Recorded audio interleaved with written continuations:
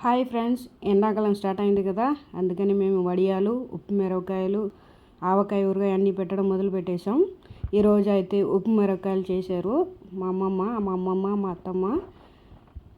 ఈ వీడియో చేసేటప్పుడు అయితే నేను లేదు ఫ్రెండ్స్, ఊరికి వెళ్ళాను. ఈ ప్రిపరేషన్ అయితే లేదు. దీని గురించి డీటెయిల్ ఎక్స్ప్లెనేషన్ మా అమ్మ చెప్తారు. అదే విధంగా చేసుకోండి, బాగా వస్తుంది, కరెక్ట్గా వస్తుంది.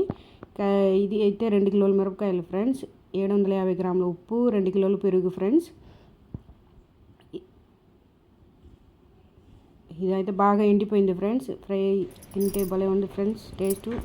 750 గ్రాములు ఉప్పు, 2 కేజీలు మజ్జిగ నీళ్ళల్లో బాగా కడిగేసి శుభ్రంగా పిన్నుతో గీకేసి ఆ ఉప్పు మిక్సీలో వేసి తిప్పుకొని మెత్తంగా అయిన తర్వాత మజ్జిగలో కలిపేయాలి. బాగా కలిపేసి ఈ మిరపకాయలు వేసేయాలి.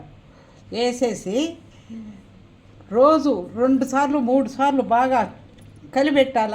2 రాత్రిళ్ళు ఉండాలి. అనేక తీసి ఎండలో పోయాలి. మజ్జిగ లేకుండా ఎండలో పోసి సాయంత్రానికి మళ్ళా తీసి మజ్జిగలో వేయాలి. ఆ విధంగా మజ్జిగ అంతా పీల్చుకున్న దాకా వేయాలన్నమాట. మిరపకాయలు బాగా ఉప్పు మజ్జిగ పీల్చేసిన తర్వాత వారం రోజుల తర్వాత బాగా ఆరిపోద్ది. ఎగస్ట్రా 2 రోజులు ఆరబెట్టి తీసేసుకుంటే ఫ్రెష్గా బాగుంటుంది ఉప్పు మిరపకాయలు.